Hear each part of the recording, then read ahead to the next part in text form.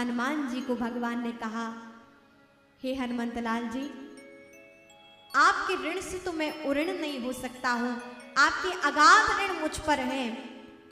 एक और मेरा कार्य कीजिए कि आप जाकर भरत को संदेश दीजिए, मेरी याद में मेरे भरत ने 14 वर्ष कैसे बिताए हैं वो मेरे अलावा और कौन जान सकता है।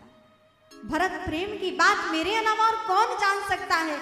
मेरा भरत बहुत दुखी है और आज वह उसका विराम दिवस है। उसने कहा था, हे भैया, यदि आप 14 वर्ष का एक भी दिन ऊपर हुआ तो आपका ये भरत जीवित नहीं होगा। देखो हनुमान जी महाराज, बहुत विलंब हो रहा है, शेष बहुत समय नहीं है, आप जाइए हनुमान जी और भरत जी को आप कहिए कि राम आ रहे हैं, तुम्हारे भैया आ रहे हैं। और हनुमान जी महाराज पहुंचे हैं भरत जी के पास। कुटिया में देखा है, जैसे ही कुटिया में देखा नंदी ग्राम में, तो वहां पर प्रणाम किया हनुमंत लाल जी ने भरत जी को। और मानो जैसे भरत जी को देख रहे हैं, लग रहा है मैं राम के ही दर्शन कर रहा हूं, लग रहा है कि मैं राम जी को ही देख रहा हूं, अपने प्रभु को ही देख रहा हूं।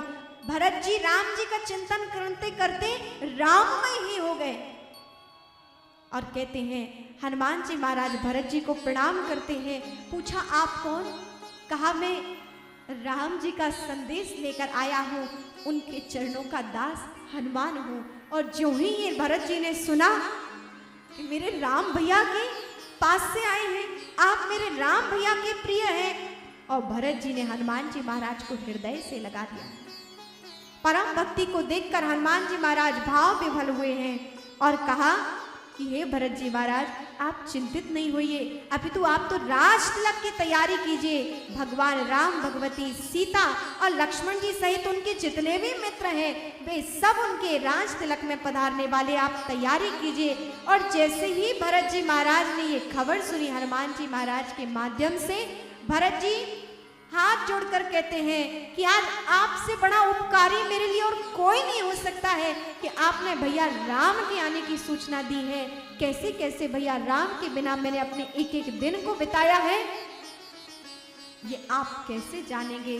लेकिन आप भगवान राम से प्रेम करते हैं तो उनके प्रति मेरा प्रेम अवश्य ही जानते होंगे।